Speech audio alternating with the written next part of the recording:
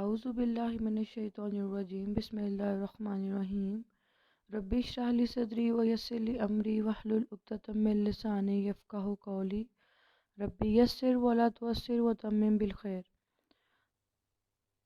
Assalamu alaikum students, this video is for the quiz competition of Pakistan Studies and the subject code is 2059.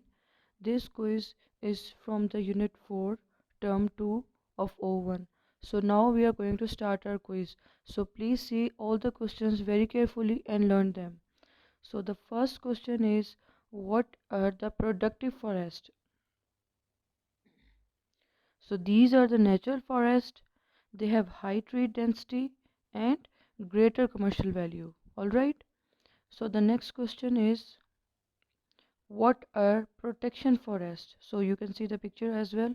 So basically these are planted by the people and they have less species of the wood and they have less commercial value.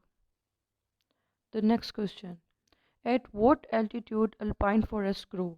So basically they grow just below the snow line at altitude approximately 4500 meters.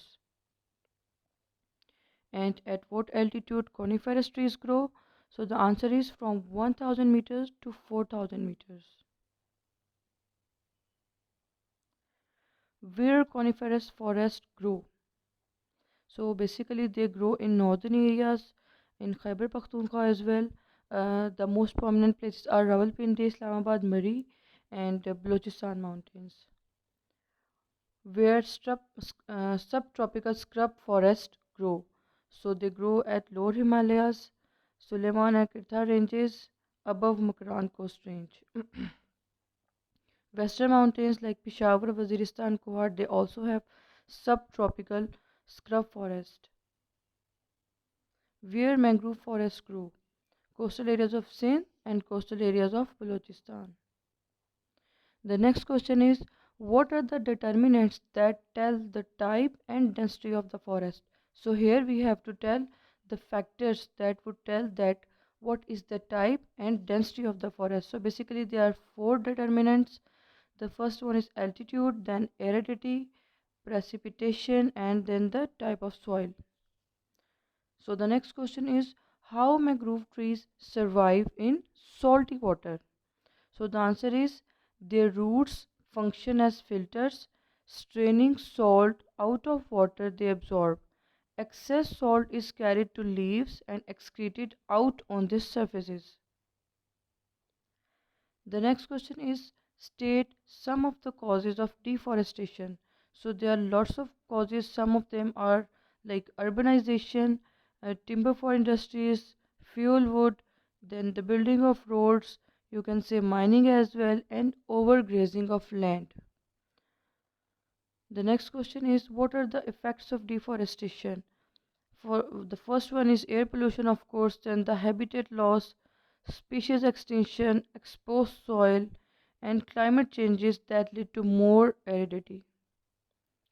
The next question is, what is terracing? So basically in this, steps are cut into steep hillsides and the front of each flat terrace is etched with mud or stone so that we can hold the water and soil back. So you can see the picture of terracing as well here. So the next question is, what is sustainable forestry?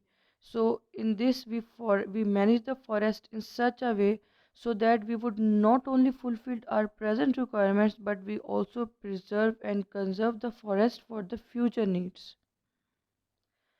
The next question is, what is the natural rate of increase in population? So basically it's the difference between the birth rate and the death rate. How growth of population affects country's development?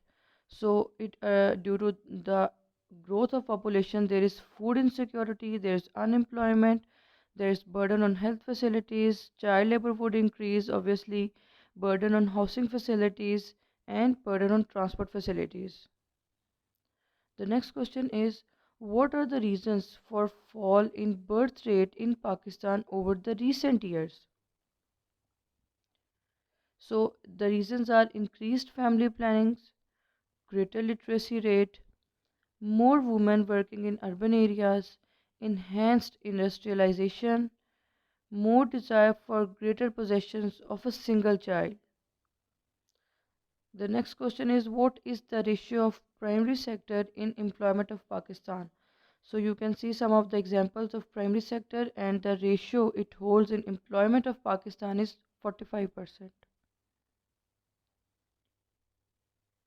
What is the ratio of secondary and tertiary sector in employment of Pakistan? So secondary sector has 14% share, while tertiary sector has 41% share in employment of Pakistan. So here you can see the image that is clearly evaluating between primary, secondary and tertiary sector.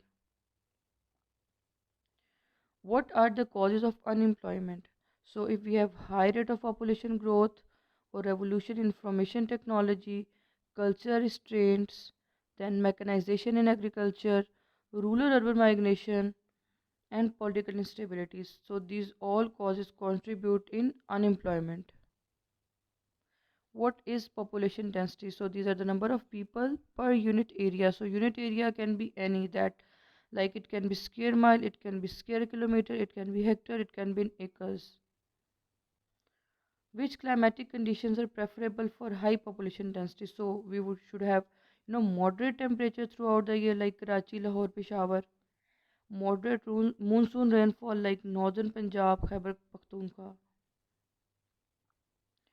What social features are mandatory for any city to have high population density? So it should have better accommodation facilities, it should have education and health facilities, employment and well developed transport network should be there. So the next question is, name some of the provinces of Pakistan with high population density. So the cities of Sindh and the cities of Sindh province and Punjab, they both have high population density.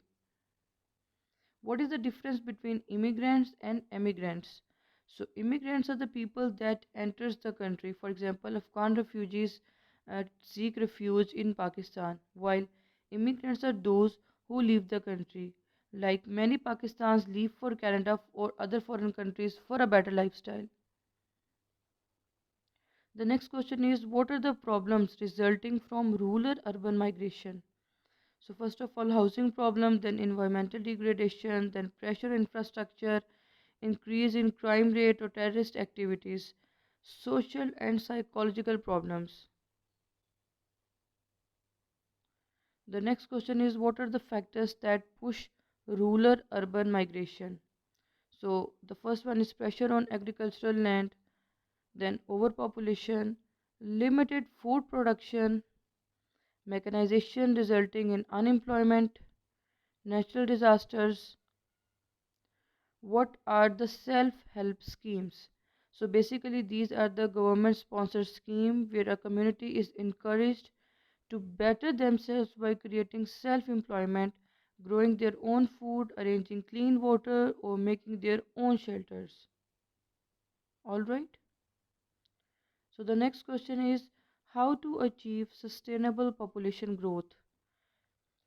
When development in resources is proportionate to population growth, then we can say that it's a sustainable population growth. The next question is, what rate of population growth is considered to be sustainable with respect to healthy development?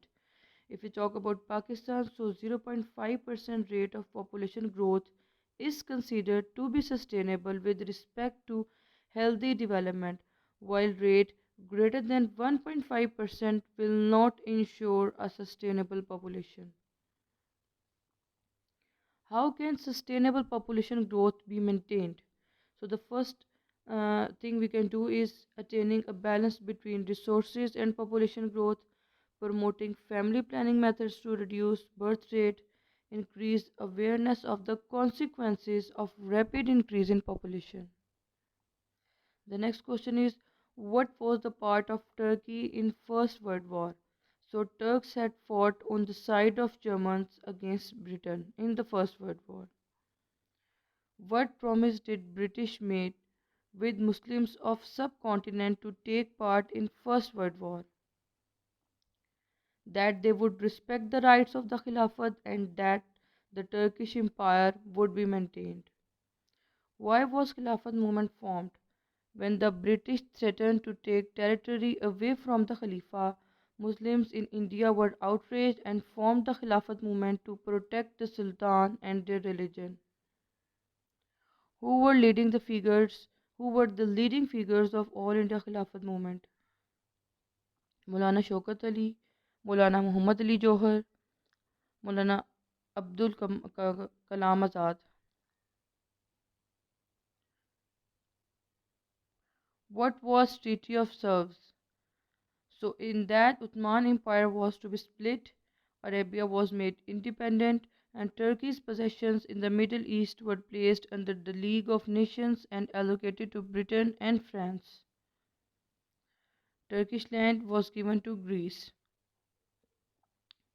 Why Muslims migrated to Afghanistan during the Khilafat movement in subcontinent? So basically the western lifestyle was the reason, like dresses and hairstyles they became less popular in northwest frontier and Sindh. It made India Darul Harb. As a result, numerous Muslims migrated towards Afghanistan. What was the Chori Chora incident? So in that incident in February 1922 in a village in Gorakhpur district, 21 policemen were killed after they fired on a political procession. What was the role of Kamal Ataturk in the failure of Khilafat movement? So he abolished the Khilafat and he exiled the Khalifa. What was the purpose of Simon Commission? According to the Government of India Act 1919, a commission was to be set up after 10 years to inquire into workings of the reforms that were set up in 1919. When did Simon Commission come to India? In 1927, as Conservative Party brought the date of the commission forward owing to threats that Labour Party might come in power and give greater concessions to Indian nationalism. Who were the members of Simon Commission? A seven-man committee was formed under the chairmanship of Sir John Simon. All members in that were British. The next question. Why was Simon Commission rejected by Indians? So the composition of the committee didn't have any Indian, which was an insult to them, so they decided to write their own fate and rejected the commission. So you can see the picture of the protest for the Simon Commission. Which parties became part of all party conference in opposition of Simon Commission? So Congress, Muslim League, Liberals, Hindu Mahasabhas and the Central Sikh League, they all participated in all party conference. When did Nehru report come about? So it came about in 1928. What was the view of Nehru report for the language of India? It asked Hindi to be made official language of India. Why was Nehru report rejected by All India Muslim League? So the reason was views of Muslims had been ignored. Congress was turning its back on the agreement it had made in Lucknow Pact regarding separate electorates. When did Jinnah present his 14 points? So in January 1929 in All India Muslim League conference in Delhi. What changes did Jinnah ask for NWFP and Sindh? So he said that both should have full provisional status.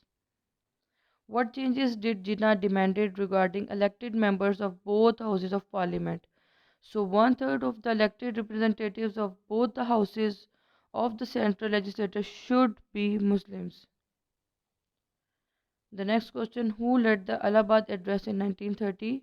So it was led by Dr. Allama Muhammad Iqbal. Why Allama Iqbal is called the father of ideology of Pakistan? He was the first Muslim leader who suggested partition of subcontinent keeping in view the two nation theory.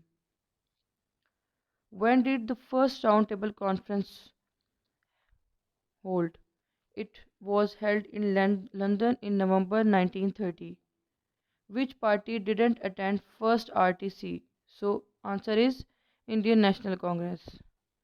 Why was second roundtable conference less successful? The new British coalition government was less keen to reach an agreement in India. Other than that, Gandhi was hard to recognize the rights of minorities in India. What was the purpose of the Communal Award in 1932? It gave the right of separate electorates to all the minority communities in the country. When was third RTC held? In November 1932.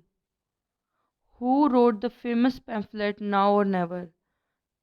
So the answer is Chaudhry Rahmat Ali in 1933. So the pamphlet is attached, as you can see.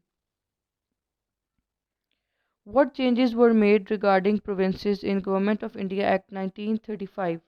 So it asked to increase the number of provinces to 11. NWFP was given a status of fully fledged province. Two new provinces were created, Sindh and Orissa. What was the reaction of Indians on Government of India Act 1935? So it was basically opposed from all sides, Muslim League, Congress and the princes. What was the result of 1937 elections? Congress won majorities in 5 provinces and the election had not been a success for Muslims. What was Bande Mataram? A nationalist Hindu song that encouraged to expel Muslims from Hindustan. What was the Varda scheme? It was an attempt to minimize the love of Islam among children and convert them to Hinduism. What were the clauses of Varda scheme? School teachings were to be in Hindi, no religious education, spinning cotton by hand was introduced in schools, students were expected to bow before Gandhi's picture in school. Thank you. That was all about the quiz competition. All the best for your quiz. Allah Hafiz.